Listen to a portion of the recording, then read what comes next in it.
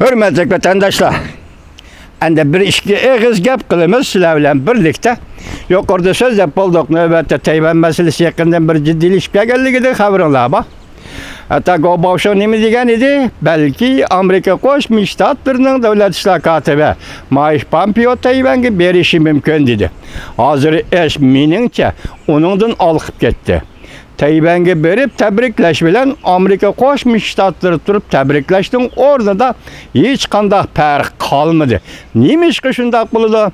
Masalan, Amerika Qo'shma Shtatlarining davlat ishlar kotibi Mike Pompeo xuddi boshqa davlatlarning qaysi bir davlatlarning prezidentlari, reislari vazifaga o'tirganda tabriklagandek, bugun ham xuddi shuningga o'xshashla Tayvanning prezidenti Tsai Ing-wenning ikkinchi qatim vazifaga o'tirishini tabrikladi.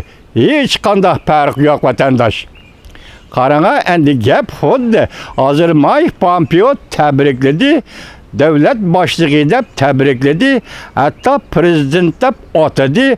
Jungo Tashqi ishlar ministrligi bundan norozi bo'ldi. Demak, qaramoqqa men shunday o'ylayman, xato bo'lsa kechiringlar vatandoshlar. Demak, Tayvan bugun prezident Tsai Ing-wenni davlat rahbari deb e'tirof qilgandek, yoki davlat rahbari bo'lish uchun Tsai Ing-wen bundan keyingi rasmiyatlarda asta becerib olsa bo'ladigandek bir ish o'ttirg'i chiqdi. Buni inkor qilgan olamda bo'lmaydi. O'xshashlamasa Rossiyada prezident Jungo'da rais Xi Jinping vazifaga o'tirganda davlat ishlar kotibi Mike Pompeo shunday tabriklagan edi. Prezident Trump ham shunday tabriklagan edi. Bu yerda hech qanday sir qolmadi. Sir nima? Rais yoki rais emas, prezident Tsai Ing-wen bundan keyin endi nima rasmiyatlarni bajarish kerak degandek bir ish bo'ldi vatandosh. Qarab boqmamsiz. Bu qaltis bir ish bo'ldi. Hozir Gobavşon shunday degandi. Hozir Gobavşon tuningen so'zlab nima deydida?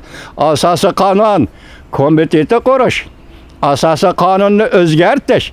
Mushayak kelganda men bir lirik chekinish bilan shunday bir voqeani esinglarga solib qo'yayki, 2000-yildan boshlab Tayvanda ikki partiya navbatlashib boshqaradigan, navbatlashib saylanma tushadigan shunday bir siyosiy hodisa yuz berdi vatandosh. Şundan biri Tayvanda Demokratiya va Taraqqiyot partiyasi hozirgi Tsai Ing-wen bilan hisoblaganda dastlabda Chen Shui-bian prezident bo'lib 8 yil rahbarlik qildi Tayvanga.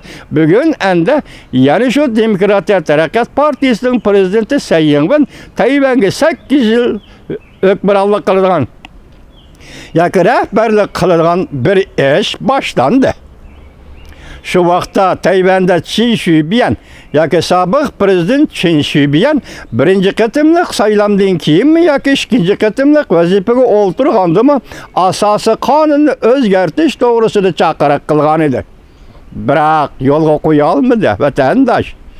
Yo'lga qo'ya olmadi. Mening esimda qolishi shu vaqtda Amerika Qo'shma Shtatlari hukumati bu to'g'rida ifoda bildirmadi.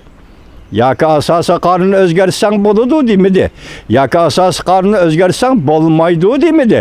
Lekin yetib bo'lgan uchurlar va siyosiy e'tirozlar nuqtasidan aytganda Amerika Qo'shma Shtatlari hukumati shu vaqtda Tayvanning shunday asosiy qonunni o'zgartirishni qo'llamadi.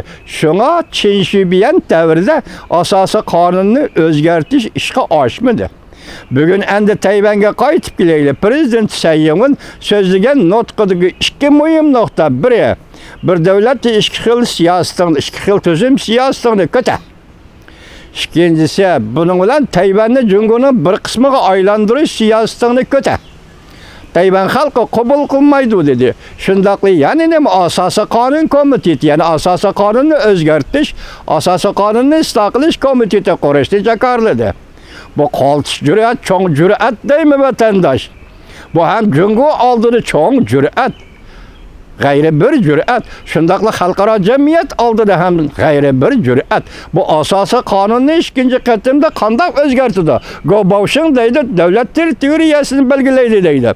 Hozirgacha bu nomussiz Tayvan gomindangchilari Xinjiang Jungoning bir qismi, Xizang Jungoning bir qismi deb sayrab qavab kelayotgan Kuomintang partiyasi selishtirganda agar bu qatim bir prezident prezident sayınven endi devlet territoriyasını belgileş doğru kelgende sizning takdiriniz doğrusida Uyg'uristonning, Tibetning takdiri doğrusida Uyg'uristonning meselesi Tayvan taraftan, mesela Sayınven, prezident Sayınven taraftan ular yoki boshqa rayon Jungoning zemini emas deyilse hech qanday bo'ladi. Mesela alaylı şu vaqtda sobiq prezident Chen Shui-bian nima degan edi? Tibetliklar hergiz Jungoluk emas degan edi. Ben bu sözü isimlerge selip koyay. Bundan keyin prezident Sayınven hem oturup asası kanunu özgertiş yarıda Uygurlar, Uyguristanlıklar Jungoluk emas, Tibetler Jungoluk emas deyse asası kanun özgertip asası kanun boyunca Tayvan'ın territoriyasını belgileydiğen bolsa bu işki rayon çıkarı ötülse bu kelgeside kıyasla perezdağı vatandaşlar. Asası kanun özgertisi zaten nimeni maksat kılıdı? Hazır bu sizge bizge ma'lum emas. Gobavşın lekin bu yerde uçuqdap nime davatıda asası kanunu özgertip Tayvan endi kanunluk mustaqillik yoluga mağadı. Kanunluk mustaqillik yoluga mağdığan bolsa şu günü Jungo Kompartiyasının halakıtı başlığını dedi. Hazır Jungo Kompartiyasının halakıtı tarap-taraptın eğitilip oturdu. Mesela ben tülüğün sözlügen sözümde istihbanının sözünüm dedik. Jungo Kompartiyasını halak kılış için evvel internet damlarını tügütüş gerek, yoktuş gerek. İnternette müdafiə görüşləmin yoxduş gerek dedi. Bugün Gobavşın nemi deydi? Eğer prezident Sayınven asası kanunu özgertip devlet territoriyasını ayırıp çıkıp şunun ola yana başka özgürlüklerini jakarlaydıgan bolsa Kompartiya tügüde əməliyyatı şundaq. Çünkü Kompartiyanın bir şuarı var. Hazırgıça Tayvan'ı azat kılıman Tayvan Jungo'nun bir kısmı değil. Bugün endi Tayvan Jungo'nun bir kısmı bulmaydıgan bolsa endi islahat elip bardıgan bolsa başta ettik bir devlet iki xil tüzümlü kabul kılmayımız. Bu sebeplik biz Jungo'nun bir kısmı bulmayımız. Fakat Tayvan boğazının teşviki ve mukamlığını qoqdayımız deb bu diqqatim nutq sözlep boldu degen gap. Şuna azı garp matbuatır mesela Angliya Reuters Germaniya dolqulları nemi deyişti xatarlik. Bu qatim Tayvan'da prezident Sayınven'nin nutqidagi noktalar. Asası kanun ve şundaqla iki xil yoki bir devlet iki xil tüzümler rad qilish bularning hammasi Tayvan boğazının vaziyetini ciddiyleştirdiğen noktalardır deb ko'rsatdi vatandaşlar. Biz yana davamlı tahlil qilamiz vatandaşım. Müşahede to'xtay.